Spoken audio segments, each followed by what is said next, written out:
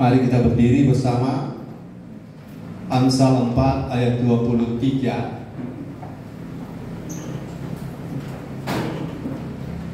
Sudah dapat di layarnya ada. Kita baca sama-sama 2, 3. Jagalah hatimu dengan segala kewaspadaan, karena dari situlah terpancar kehidupan. Sekali lagi 2, 3.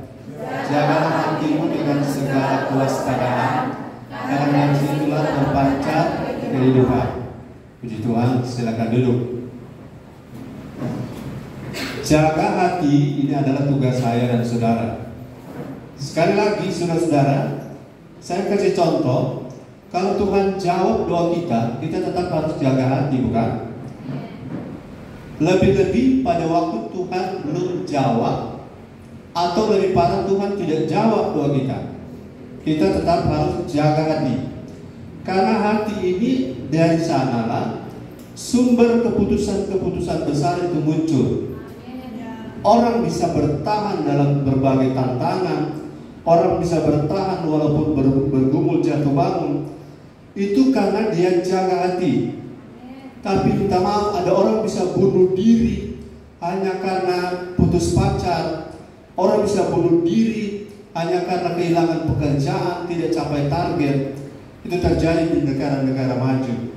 Orang karena malu capaian tidak tercapai, maka ia bisa bunuh diri. Jadi waktu kita berhasil tetap harus jaga hati. Jaga hati supaya tidak sombong. Amin. Tapi waktu kita gagal, kita juga harus jaga hati agar kita tidak menuduh diri sendiri, tidak menggunakan kesempatan hidup untuk memperbaikinya. Walaupun saudara-saudara, ini adalah sebuah perjuangan seumur hidup, tetapi ketika kita tahu bahwa hati kita dari sana sumber kehidupan, maksudnya sumber keputusan-keputusan besar datang dari hati kita. Orang di luar tidak bisa mempengaruhi 100% hidup kita, kecuali kita sendiri yang memutuskan. Katakan amin. Orang boleh saudara-saudara mengatakan apapun, memang kenyataannya kalau kita gagal, orang akan mengatakan hal yang buruk tentang kita. Tetapi apa yang mereka katakan tidak 100% akan membuat kita gagal terus. Kalau kita tidak berhenti membangun, memperbaiki apa yang salah. Katakan amin. Jadi ketika kita tahu keputusan-keputusan besar itu berasal dari hati, maka kita harus jaga hati kita supaya pengambilan keputusannya, keputusan-keputusan besar itu tidak pada area yang salah. Sekali lagi saya sudah bilang di awal tadi, orang bisa kecewa, ya, orang bisa gagal hati, ya, ada yang gagal ginjal, ini gagal hati, gagal jaga hati. Itu bukan cuma karena kesalahan orang di luarnya, tetapi kita bisa gagal hati karena kesalahan diri sendiri. Terlalu menuduh diri, terlalu menyiksa diri, menghukum diri, sampai segala sesuatu sudah tidak bisa dibuat dan kehilangan harapan. Dan saya bilang tadi ada orang yang bunuh diri. Mari kita lihat Yosua 1 ayat 8. Yosua 1 ayat 8. Ini akan dibacakan nanti di bagian poin-poin, tapi kita baca dulu Yosua 1 ayat 8 sama-sama. 1, 2, 3. Janganlah kau lupa memperkatakan kitab Taurat ini, tapi renungkanlah itu siang dan malam, supaya kau bertindak hati-hati sesuai dengan segala tulis dalamnya. Sebab dengan demikian perjalananmu akan berhasil dan engkau akan beruntung.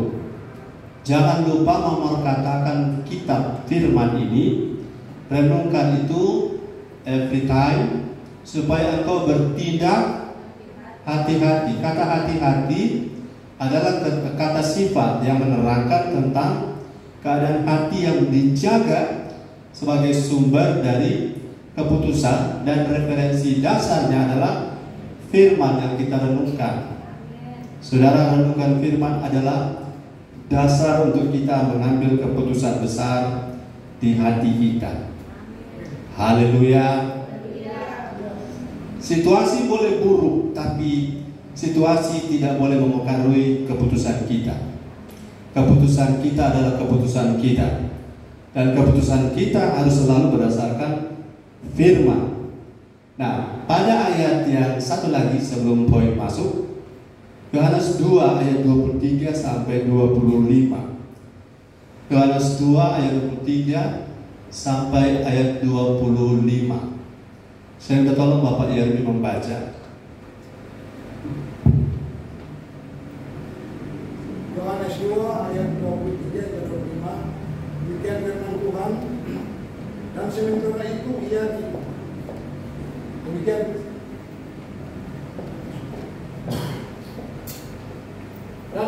itu ia di Yerusalem selama hari raya Paskah. Banyak yang percaya dalam namanya karena mereka telah melihat tanda-tanda yang diadakannya. Ayat 24.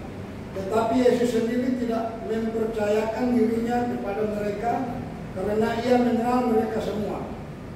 Dan karena tidak perlu seorang pun memberi kesaksian kepadanya tentang manusia, sebab ia tahu apa yang ada di dalam hati manusia. Ya.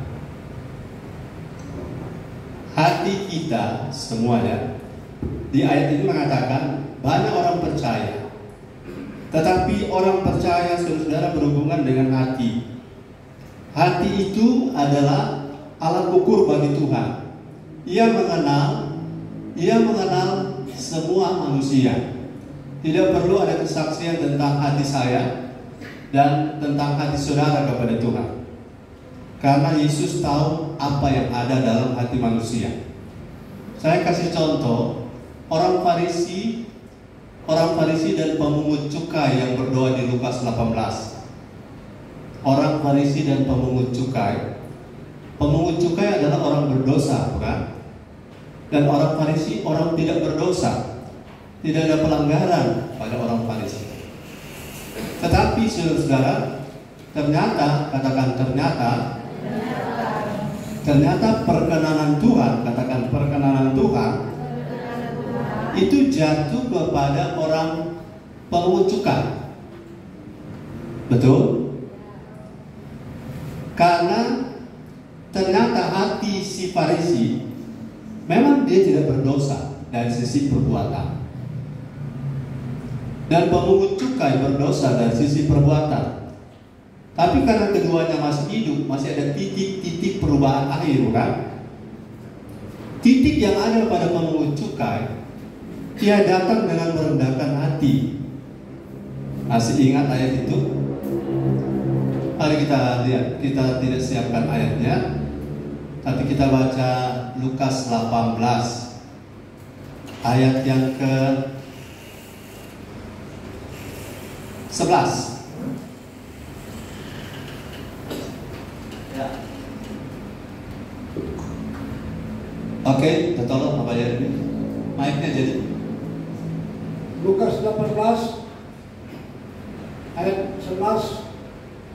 Orang Farisi itu berdiri dan berdoa dalam hatinya begini, Ya Allah, aku mengucap syukur kepadamu karena aku tidak sama seperti semua orang yang lain. Bukan perampok, bukan orang lalim, bukan pesina, dan bukan juga seperti pemungut cukai ini. Lanjut. Ayat 12. Aku berpuasa 2 kali seminggu. Aku memberikan 1/10 dari segala penghasilan. Sampai selesai Pak. Sampai di berapa itu? 14. Tetapi pemungut cukai itu berdiri jauh-jauh, bahkan dia tidak berani menengadahkan ke langit, melainkan dia memukul dirinya dan berkata, Ya Allah, kasihanilah aku orang berdosa ini. Ya. 14. Aku berkata kepadamu, orang ini pulang ke rumahnya sebagai orang yang dibenarkan Allah, dan orang lain itu Tidak, sebab barang siapa meninggikan dirinya, ia akan direndahkan. Dan barang siapa merendahkan diri, ia akan ditinggikan. Katakan haleluya. Saudara, kalau saudara evaluasi orang Farisi ini, dia laporkan pada Tuhan, dia tidak pernah berbuat dosa. Dan itu benar. Bahkan bukan cuma yang dilarang dia tidak lakukan, yang diperintahkan dia lakukan. Tetapi dia bermasalah di hati. Haleluya. Saudara, seseorang boleh rohani, itu baik. Dan seseorang mungkin punya dosa. Dan saya tidak bilang itu baik. Tetapi kalau masih hidup, Tuhan masih cari kondisi hati kita. Katakan haleluya. Kondisi hatimu melihat kerohanianmu seperti apa? Dan kondisi hatimu melihat kesalahanmu seperti apa? Pemungut cukainya memukul diri dan berkata, kasihanilah aku karena aku orang berdosa. Sementara orang Farisi mengatakan, aku bersyukur karena aku tidak seperti si pemungut cukai ini. Jadi dari secara praktis dosa tidak ada pada orang Farisi, betul? Secara kelakuan dia tidak berbuat dosa. Secara perbuatan pemungut cukai banyak dosa. Tetapi akhirnya, katakan akhirnya, akan tertolong kita di bagian akhir kalau Tuhan mendapati sikap hati kita seperti siapa? Ya, haleluya. Sebab yang satu, orang ini pulang ke rumahnya sebagai orang yang dibenarkan Allah. Siapa yang dibenarkan Allah? Saudara, jangan pernah membantah dosa saudara. Jangan pernah menyamarkan atau menyembunyikan dosa saudara dan saya. Sebaliknya, jangan pernah menyombongkan kerohanianmu. Jangan pernah membanggakan kerohanian kita. Karena keduanya berhubungan dengan sikap hati. Haleluya. Kalau bilang rohani, siapa lebih rohani dari Tuhan? Tidak ada. Jadi apakah Tuhan bangga dengan kerohanian saja? Tidak, tapi Tuhan bangga kalau hati kita sama seperti hati Tuhan. Haleluya. Yang seorang dibenarkan, yang lain tidak. Siapa yang tidak? Itu orang Farisi yang tidak punya dosa. Bahkan pernah seorang kedapatan berdosa, dengan siapa tidak pernah berbuat dosa, silakan lontari. Tuhan Yesus tidak sedang melegalkan, melindungi dosa, bukan? Tetapi ia sedang menyingkapkan bahwa yang penting untuk kita selalu jaga, apakah saudara bersalah atau saudara sedang merohani, keduanya memerlukan sikap hati yang benar. Haleluya. Sikap hati yang tidak benar dari orang yang berdosa adalah sudah basah, terlanjur basah, lebih baik apa? Mandi sekalian.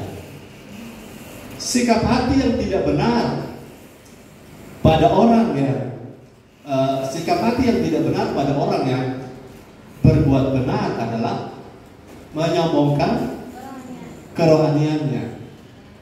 Katakan haleluya. Jadi apa istilahnya? Sangat beresiko kalau seorang yang rohani tidak jaga hati. Dan juga sangat beresiko kalau seorang berbuat dosa tapi tidak lagi mau jaga hati. Saya kasih contoh, orang kalau berbuat salah tidak jaga hati, dia bisa bunuh diri karena tertuduh dalam rasa tertuduh yang dalam. Ayo kita tidak sama seperti itu. Katakan amin. Jaga hati itu penting, karena Tuhan melihat hati. Dan jangan salah paham saudara-saudara, Tuhan melihat hati. Artinya saudara pakai kaos oblong, saudara pakai kaos dalam saja datang ke gereja celana popo, Tuhan kan melihat hati. Bukan itu konteksnya. Yang dipertentangkan adalah apa yang manusia lihat dengan apa yang Tuhan lihat itu berbeda. Katakan haleluya. Jadi ketika seseorang di hadapan Tuhan mau kasih tahu saya rohani, tidak perlu seorang pun manusia memberitahu bahwa seseorang itu rohani atau tidak. Karena Tuhan, Yohanes berapa tadi? Yohanes 2. Karena Tuhan mengetahui semua, ayat 25. Baca sama-sama. Saya saudara membutuhkan tenaga ekstra, jadi saudara bacakan untuk saya bisa print sedikit. Baca sama-sama, 2, 3.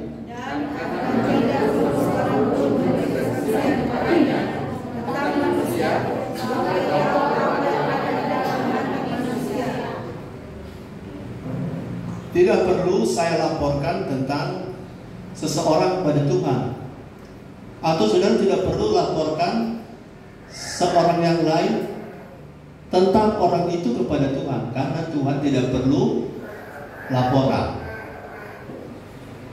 Ya, Tuhan tidak perlu laporan karena Ia tahu apa yang ada di dalam hati manusia. Ayat yang ke-23. Sama-sama semuanya.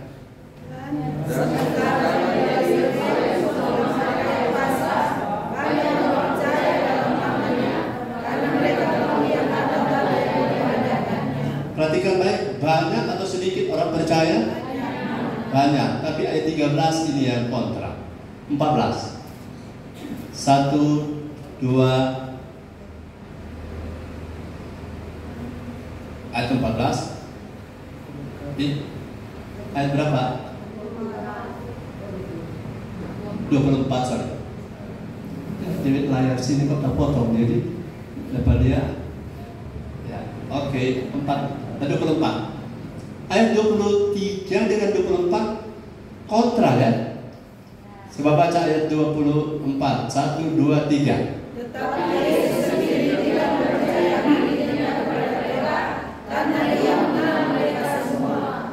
Jadi percaya Yesus itu adalah satu bagian, dan bagian yang lain adalah dipercaya Yesus. Saudara, percaya Yesus itu adalah satu bagian, dan dipercaya Yesus adalah bagian yang lain.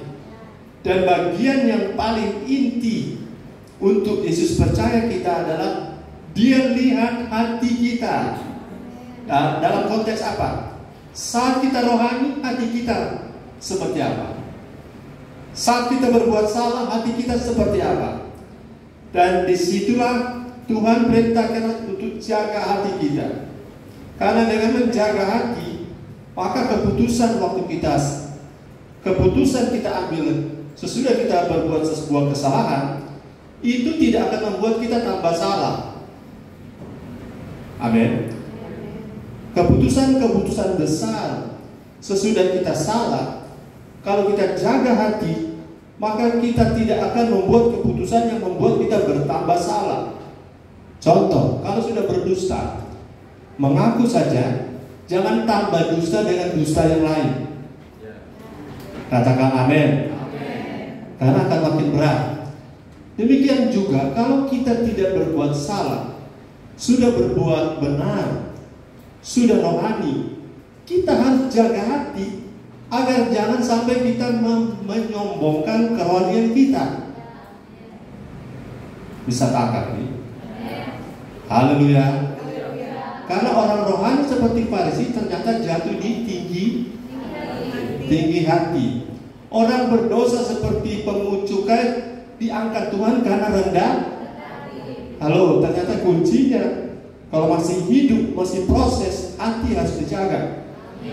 Saya ulangi saudara, orang Farisi yang rohani, yang memberi persepuluhan sampai daun selasi, yang tidak pernah mencuri, merampok dan seterusnya, ternyata jatuhnya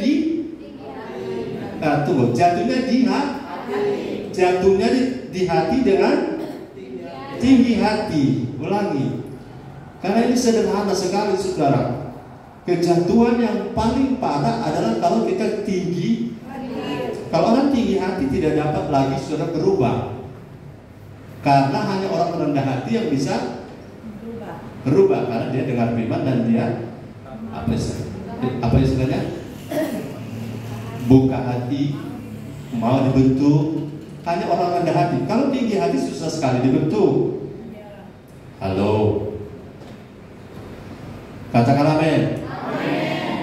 Jadi orang rohani bisa jatuh dalam dosa dalam hal hati karena menjadi tinggi hati. Tetapi orang berdosa bisa tertolong karena hati, karena dia memilih untuk rendah hati. Kalau rendah hati masih ada peluang dibentuk. Haleluya. Saya punya khotbah ini belum masuk poin 1 ya. Ada yang tunggu-tunggu mau tulis 1 belum? Haleluya. Saya 57 ayat 15. Jessica bilang di ayat-ayat kita suka dia saja, apa muncul-muncul lain-lain. Ya begitulah Tuhan bekerja. Saya 57 15. Sama-sama seluruh jemaat membaca. 2, 3. Sebab inilah firman yang mati yang mulia yang bersama yang mau bersamanya. Aku bersemayam di tempat tinggi dari tempat kudus dan juga bersama-sama orang yang teguh dan rendah hati untuk menghidupkan semangat orang-orang yang rendah hati dan untuk menghidupkan hati orang-orang yang penuh. Satu kali lagi kan ayat ini muncul tiba-tiba pada hati saya. Saudara-saudara yang diberkati oleh Tuhan, kalau masih hidup, modal untuk diubahkan adalah rendah hati. Rendah hati, katakan rendah hati. Katakan kiri kanan, tetap jaga hati. Jangan terus rendah hati. Saudara, kalau saudara rohani itu baik, saudara dipakai Tuhan itu baik, saudara mengerti firman itu baik, tetapi seperti Farisi punya semuanya, cuma satu yang kurang pada Farisi. Apa yang kurang? Ya, yang kurang berarti lebih rendah. Yang kurang pada Farisi adalah rendah hati. Ya, yang kurang pada, yang salah pada Farisi adalah tinggi hati. Itu sebabnya jaga hati itu penting.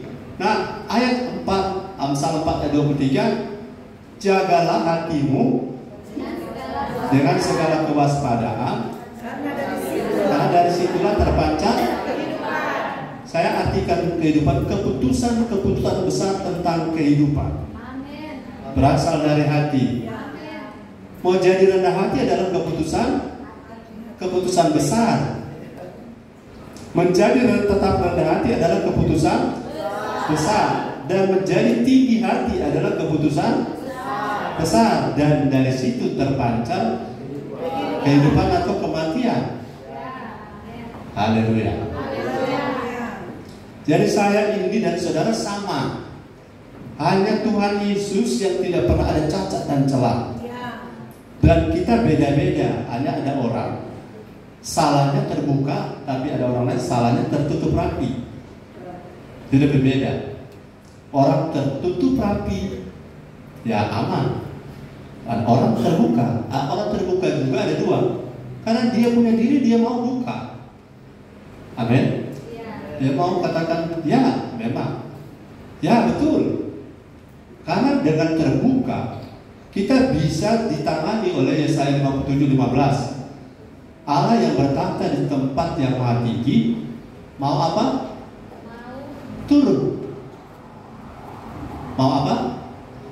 Coba lihat Yesaya 57 ayat 15.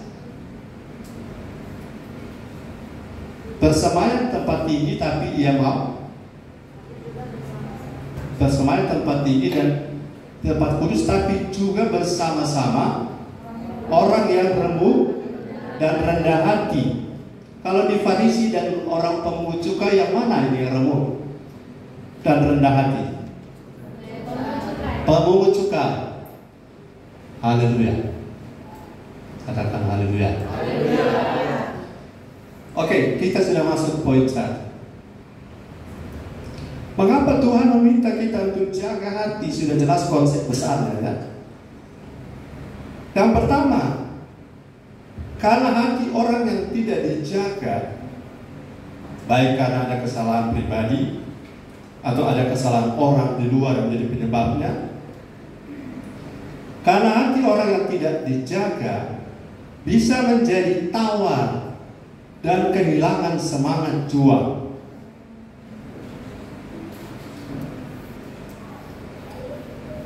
Coba lihat Amsal 18 ayat 21. Semoga ayat ini tidak salah.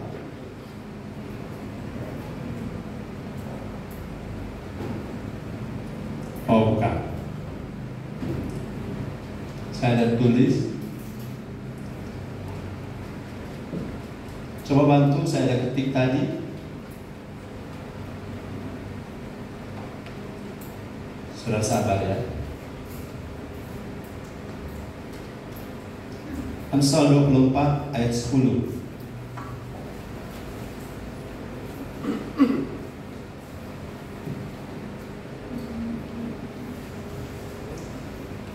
Amsal 24 ayat 10. Oke. Karena hati orang yang tidak dijaga bisa menjadi tawar dan kehilangan semangat. Badan bisa besar, tapi kalau semangat sudah hilang. Badan bisa tinggal tulang, tapi kalau semangat masih ada. Jadi semangat itu dari mana? Ya, dari roh kita.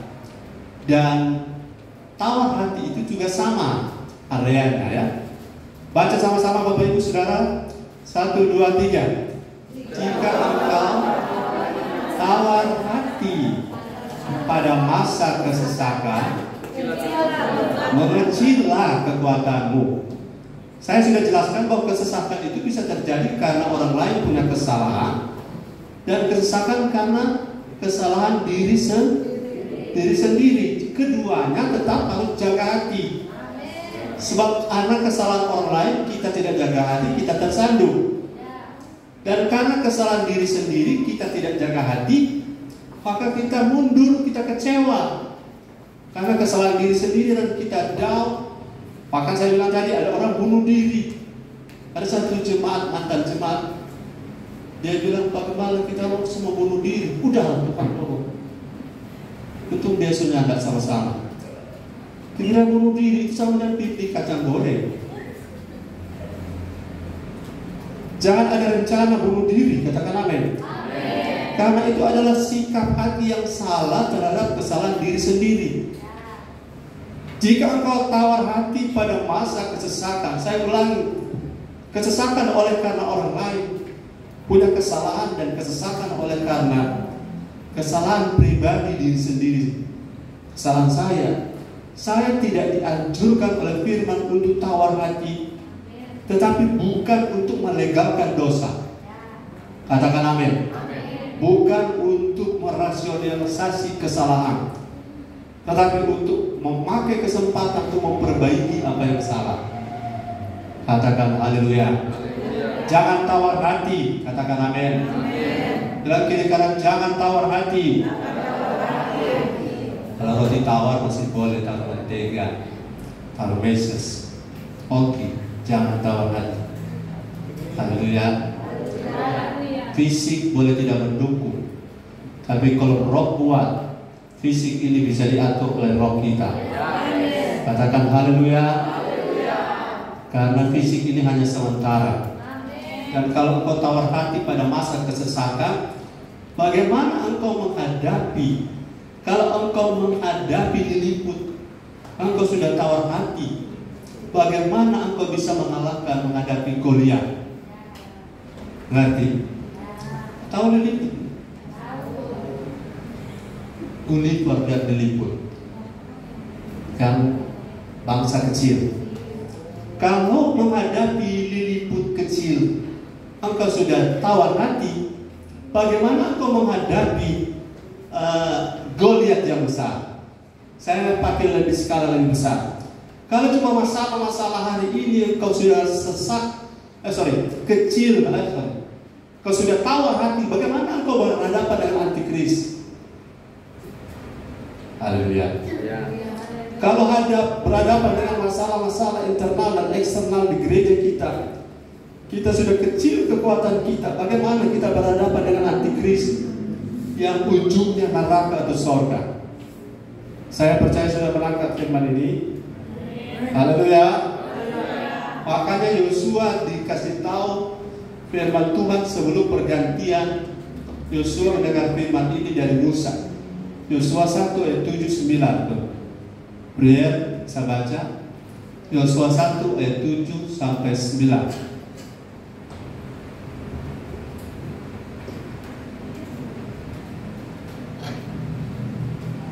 Yosua 1 ayat 7.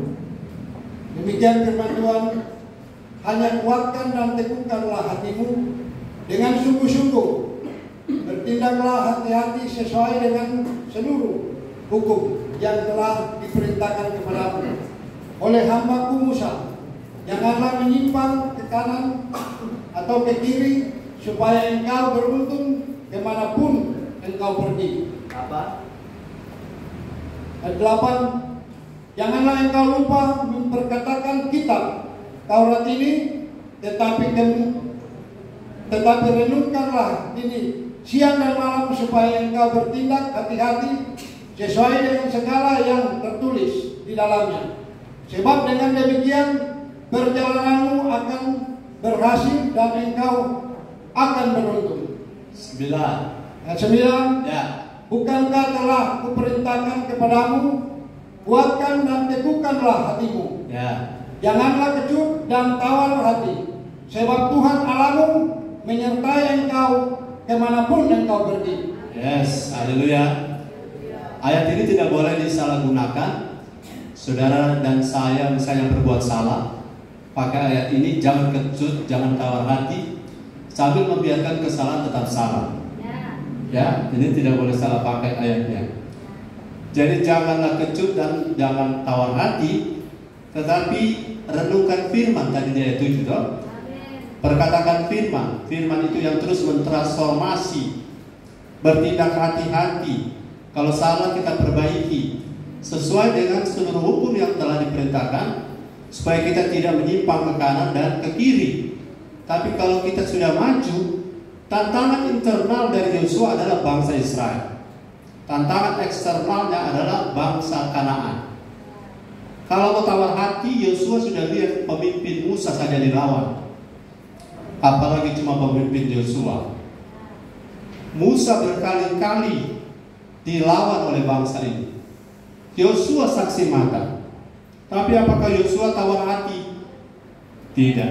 Dia maju terus sampai dia berani berkata begini, oke, kalau kamu ini bangsa ini memilih beribadah kepada bangsa lain, silakan, karena bangsa ini lumayan tegar teguh. Dan dia bilang, tapi saya dan keluargaku tetap akan beribadah kepada Allah Israel, tidak akan menyimpang ke kanan atau ke kiri sampai hari matinya Yosua. Saudara-saudara, bayangkan ini luar biasa. Karena tawar hati itu harus disingkirkan.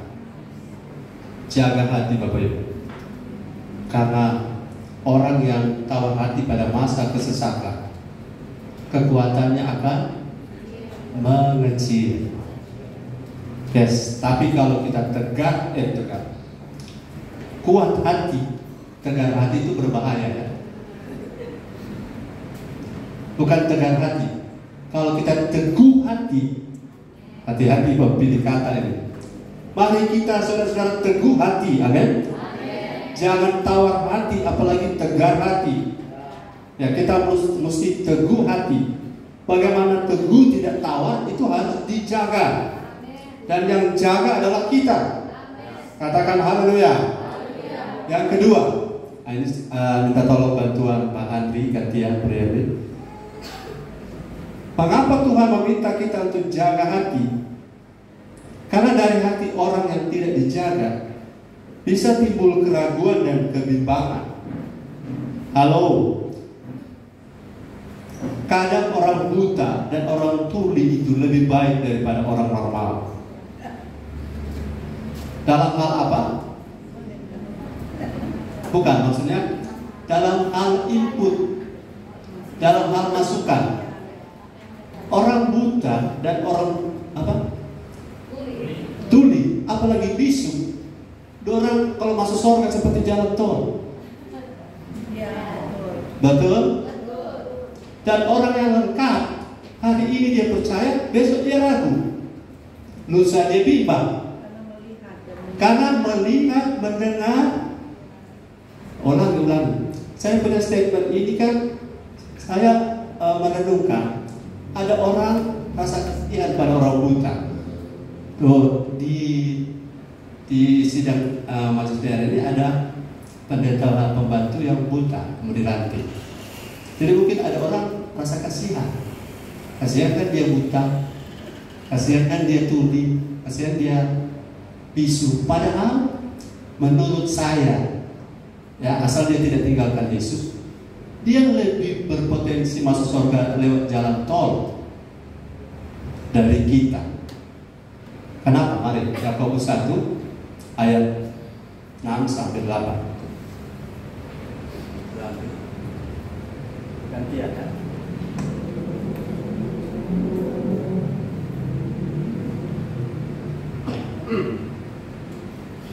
Firman Tuhan, hendaklah ia memintanya dalam iman dan sama sekali jangan bimbang, sebab orang yang bimbang sama dengan gelombang laut yang diombang-ambingkan kian kemari oleh angin. Haleluya. Sampai 8. Sampai 7. Orang yang demikian janganlah mengira bahwa ia akan menerima sesuatu dari Tuhan. Sebab orang yang mendua hati tidak akan tenang dalam hidupnya. Haleluya. Haleluya.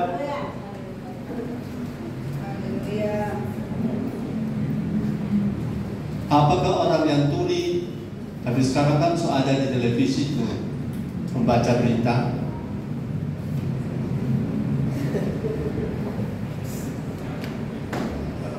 bisa tangkap kan?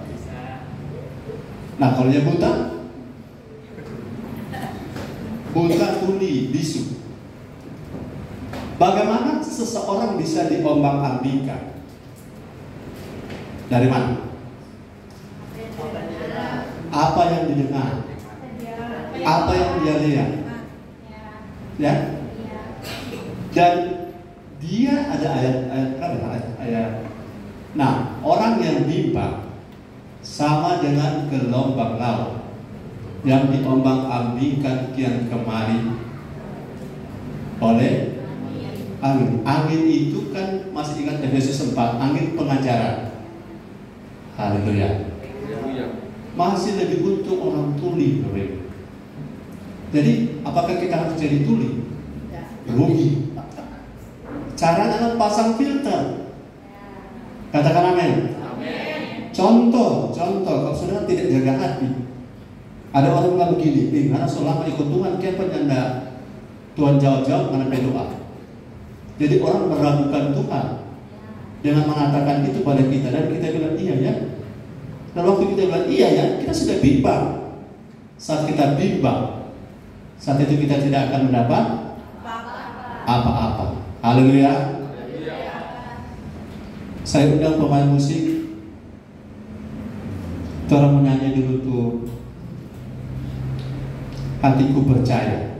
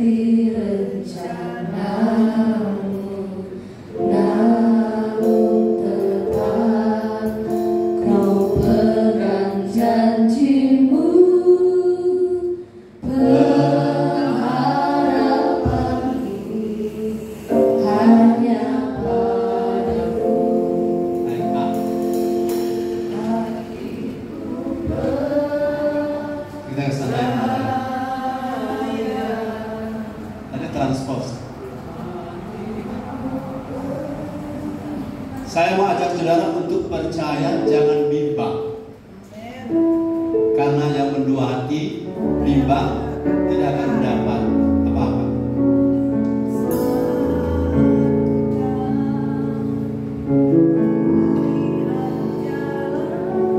Ya.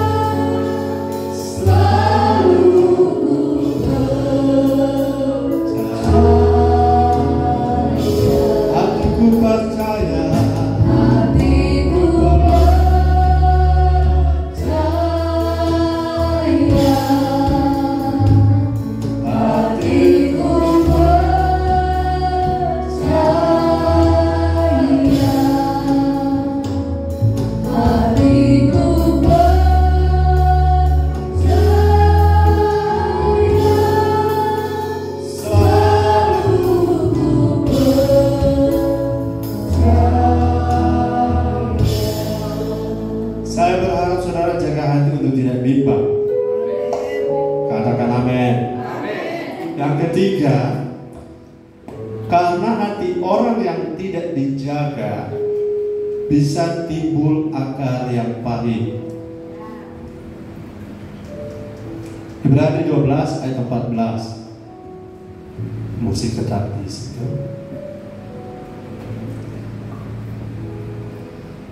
Firman Tuhan, berusahalah hidup damai dengan semua orang dan kejarlah kekudusan, sebab tanpa kekudusan tidak seorang pun akan melihat Tuhan. 15. Jagalah supaya jangan ada seorang pun menjauhkan diri dari kasih karunia Allah, agar jangan tumbuh akar yang pahit, yang menimbulkan kerusuhan dan yang mencemarkan banyak orang. Yes, terima kasih. Haleluya. Bahasanya begini, saya ucapkan pelan-pelan ya. Saudara boleh tidak suka dengan seseorang, itu hak. Tetapi saudara tidak punya hak untuk membenci seseorang. Lagi, saudara boleh tidak suka. Misalnya boleh mau berkunjung, oh minta maaf saya lagi sibuk, berarti tidak suka. Oh? Kemudian saudara, pada saat sudah tidak suka, saudara naik level menjadi membenci. Memang antara tidak suka dengan membenci, dan karena dia naik turun, tolong saudara tahu ini ada di atas atau di bawah. Saudara harus bijaksana. Ada orang bilang, kamu tidak suka berarti kamu benci. Saudara, tidak selalu. Tidak selalu tidak suka itu benci. Apakah saudara punya rumah? Saudara punya rumah ya? Setiap orang boleh masuk di kamar saudara? Setiap orang boleh? Apakah orang yang tidak boleh masuk dalam rumah saudara, saudara benci? Berarti apa? Boleh saudara tidak suka, tapi tidak boleh saudara apa? Coba ucapkan kalimat saya ini sekali lagi, 2, 3. Boleh tidak? Ya. Tuh. Haleluya. Misalnya dia suka makan apa tuh, pisang ke jantung.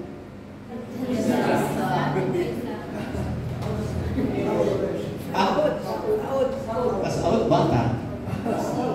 Pas out juga itu. Jantung pisang.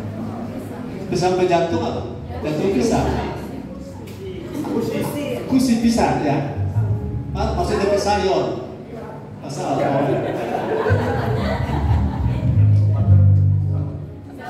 Ini iko apa? Yang bahasa. Saud. Ada lebih satu bahasa yang versi lain itu sudah benar, tapi belum ditemukan. Saudara boleh suka makan jantung pisah, tapi saudara tidak boleh paksa orang lain suka juga jantung pisah. Betul? Dan kalau saudara tidak makan jantung pisah, saudara tidak punya hak membenci orang yang makan jantung pisah. Betul? Haleluya. Jadi kita harus hidup damai dengan itu, agar jangan semua orang pesuka atau jadi makin tuh hati. Lihat bicara berjalan. Cocok dia itu wajib. Dia cocok dia lebih rambut. Semua tolak urus. So dia kok dia tertawa ya. Lalu miring saja. Mau orang apapun, saudara, boleh tidak suka, tapi jangan membenci. Ayo kita beri tepuk tangan untuk poin ini. Saudara boleh tidak suka dengan orang yang kurus, betul? Saudara boleh tidak suka dengan orang yang full badan, bukan bilang gemuk. Tapi saudara tidak dibenarkan membenci. Karena lebih daripada itu akan muncul akar. Karena mesti jaga. Coba kok dia bicara bahasa sih. Dia bicara macam. Sebab kami sudah kenal beberapa orang begitu. DP nama apa ya? GU. Gila urusan. Ya apa urusannya? Apa urusan kamu kalau dia pakai baju warna biru? Apa urusannya kalau dia pakai baju warna kuning? Itu jadi urusan kamu kalau kamu gembala. Terus dia jadi pelayan altar, datang pakai baju. Nah itu sudah area urusan gembala. Gembala, kok juga kita mau pakai baju? Tidak boleh kalau di aturan. Gereja itu bukan like or dislike, pantas tidak pantas. Kalau akar pahit itu benih awalnya karena rasa tidak suka naik jadi benci, dan rasa benci naik jadi akar pahit atau kepahitan. Kepahitan adalah akar mulanya Roh Kudus berduka. Mau Roh Kudus bekerja di antara kita, cabut semua akar pahit. Sekali lagi pakai tindakan profetik, cabut semua akar pahit. Boleh sudah tidak suka dengan selera. Dia suka makan bubur, dia suka makan bubur, suka makan roti, yang satu sana suka makan tampak misalnya. Tapi itu bukan urusan kita untuk membenci. Kita boleh tidak suka dengan makanannya, tapi kita tidak boleh benci makanannya. Haleluya. Karena levelnya tidak suka itu pada batas wajar. Dia naik sudah pada membenci, itu sudah berbahaya. Dan membenci yang tidak kita jaga, benci ada di area mana? Di area jiwa atau di hati kita. Maka di area itu kalau kita tidak jaga, dia akan naik jadi akar pahit.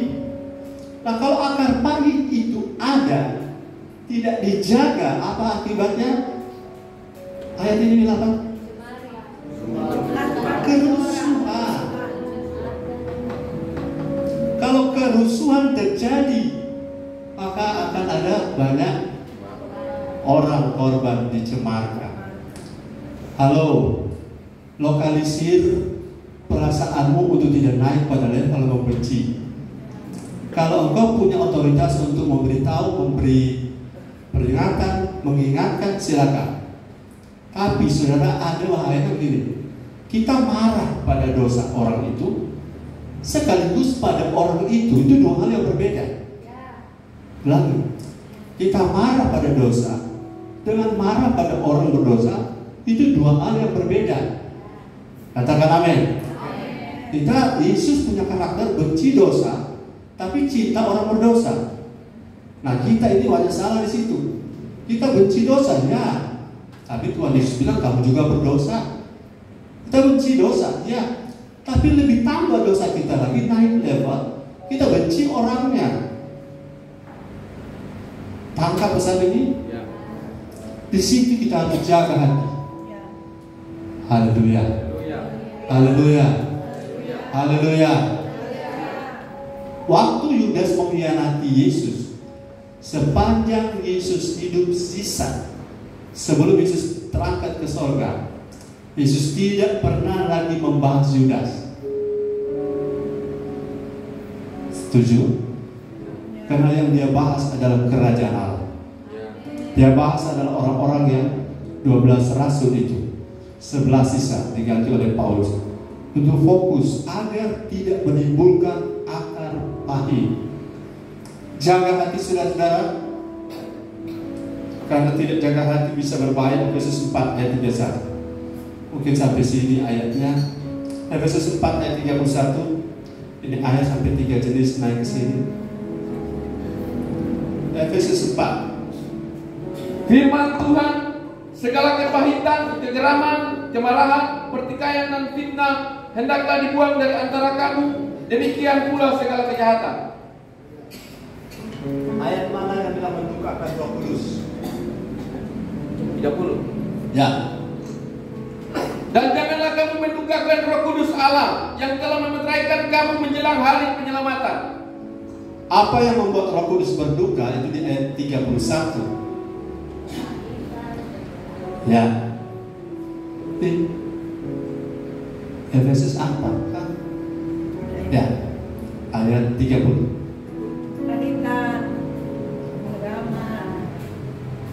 Ya, sudah betul. Jadi yang membuat Roh Kudus berduka. Halo Bapak Ibu, minta maaf, saya punya kesalahan, saya minta maaf. Saya ingin beritahu bahwa gereja kita tidak mungkin dihadiri oleh Roh Kudus kalau kepahitan kita bawa terus. Ulangi. Gereja kita tidak mungkin akan didatangi, diberkati oleh Roh Kudus kalau kepahitan kita pelihara. Karena kepahitan adalah langkah sesudah kebencian. Tidak suka, benci, kepahitan, dan kepahitan menimbulkan kerusuhan. Kerusuhan menimbulkan pencemaran banyak orang. Sedapat-dapatnya kalau hal itu bergantung pada hiduplah dalam damai dengan semua orang. Dan ini tidak bermaksud untuk menutupi dosa. Katakan amin. Selesaikan sebelum kita doa.